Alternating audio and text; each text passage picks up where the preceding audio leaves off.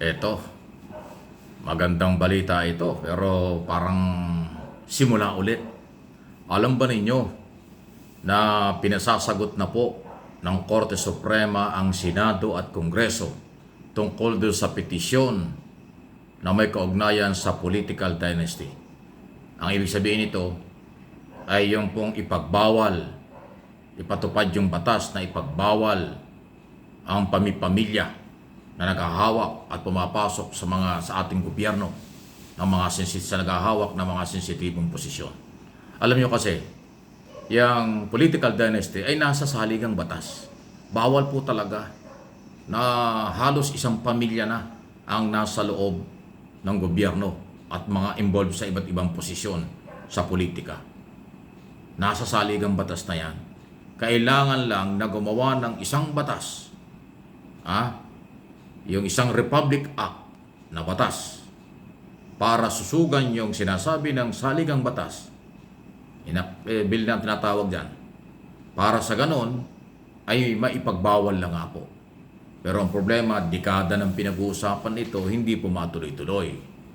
Dahil alam naman natin na talagang pamilya ang nasa posisyon mula sa local hanggang national. Mag-asawa, magkapatid, mag-ina, magkakapatid, lahat ng lahi. Merong 7 hanggang 10 membro ng pamilya nakapwesto from local to national. Talagang political dynasty, talagang pamilya na lang. Bawal po yan sa saligang batas. Pero hindi maipatupad doon sa saligang batas, kasi doon sa saligang batas, kinakailangan nga gumawa ng isang Republic Act na bagong batas para susugan yung provision ng 1987 Constitution. Ang problema, hindi po ginagawa. Marami nang nag-propose bill sa Kongreso noon na talagang gumawa na ng batas para ipagbawal ang political dynasty. Hindi po nangyayari dahil yung mga congressman ayaw gawin ito. Yung mga senador ayaw din gawin kasi sila nga po yung involved doon sa pamilya from local to national ay nakapwesto sa gobyerno. Kaya hindi makalusot ang proposed bill. At dahil dyan, nagsawa na yung ibang sektor, dahil wala ng pag-asa, nagpunta ng Supreme Court, nagpetisyon para nga po hilingin sa Korte Suprema na atasan ang Senado at Kongreso na gumawa ng batas. Kaya ang ginawa ng Supreme Court ay hinihingan nila ng komento o paliwanag, opposition paper, ang Senado at Kongreso. Pero matapos matanggap ng Senado under Senate President Escudero ang request na yan ng Supreme Court, ipinasa niya sa Solicitor General. Ayan na naman tayo. Sa halip na sa Legal Department ng Senado, ipinasa niya sa Solicitor General na siyang abogado ng buong gobyerno. Yan ang hindi naman natin maintindihan kay Escudero dahil meron silang legal department. May mga abogadong pinapasweldo dyan ng trabaho, yung trabaho sa Senado. Pero yung trabahong yan, ipinasa sa maraming trabaho na Solicitor General Guevara. Ang dami ng trabaho ng abogado ng gobyerno. Bakit doon pa pinasa? So ano ito? Dinidelay o kung ano man?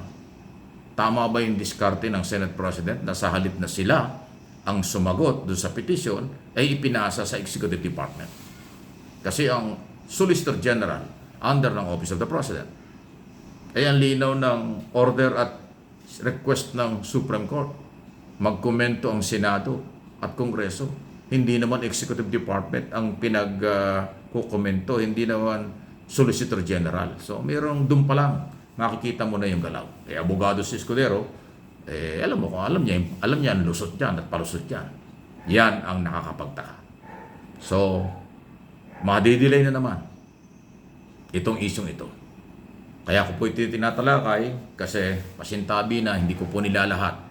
May mga pamilya rin na marami na politiko, marami rin nagagawa at pabor ang mamamayan sa kanila. Pero marami rin sa pamilya ng mga politiko pinagsasawaan na ng mga Pilipino. Dahil sabi nga nila, yan lang pamilyang yan ang gumaganda ang buhay. Yan lang politikong yan ang gumaganda ang buhay. Bakit? Kasi yung anak, konsehal, yung anak, mayor, yung kapatid, gobernador, yung tatay, congressman, yung isang anak, senador. Ganun po ang dating. Yung apo, konsehal, yung apo, barangay chairman, yung mga ganon. So, kaya pala gumaganda ang buhay dahil nasa gobyerno. Hindi yun paglilingkod sa bayan, kundi pagpapayaman. So, meron gumagawa ng ganoon. Pero meron din naman po na kahit na maraming pamilya na nasa gobyerno, dahil binoboto ng mamamayan, abay, maganda naman na nagagawa. So, anyway, maganda o hindi ang nagagawa ng isang pamilya sa politika at sa posisyon sa gobyerno, yan po'y labag din sa batas. Kasi nga nakasaad sa 1987 Constitution, bawal ang political dynasty. Hindi nga lang may patupad kasi nangangailangan pa ng bagong batas. Hindi naman ginagawa ng Kongreso at Senado. So, nakatali ang mga kamay ng mga mamamayan na sawana sa pamilya, na sila lang, sa pamilyang politiko, na sila lang ang gumaganda buhay, pero mahirap, patuloy na mahirap. Bakit hindi kaya subukan magsakripisyo ang mga politiko? Pwede namang isa o dalawa lang. Ang katwiran kasi ng mga politikong pamipamilyang nasa gobyerno, abay, binoto kami ng taong bayan Mas importante sa amin, kami pinagkakatiwalaan ng taong bayan. Kaya kami nandito. Ayan, di ba? Hindi naman sinabing nag-vote buying sila, kaya sila'y nanalo.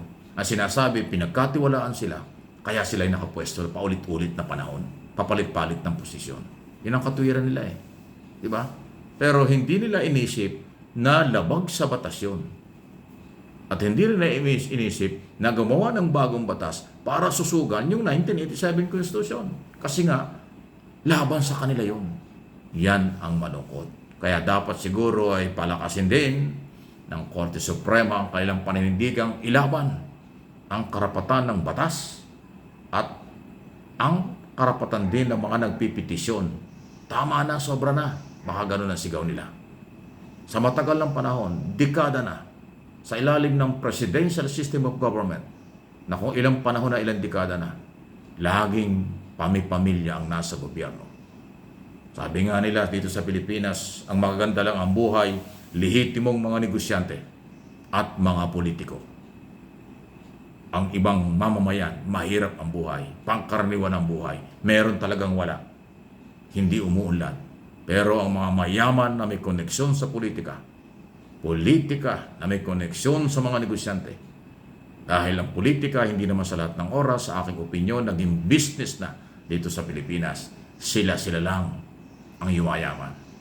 Sila lang magandang buhay. Ang mga anak pinag-aaral sa abroad, nakatira sa mga eksklusibong subdivision at ng kailang mga tahanan dito sa Metro Manila at sa buong bansa. May mga bahay bakasyonan dito at sa abroad. May mga luxury car na mga bahay at mga sakyan at iba pang personal na gamit. Sino ang may-ari niyan?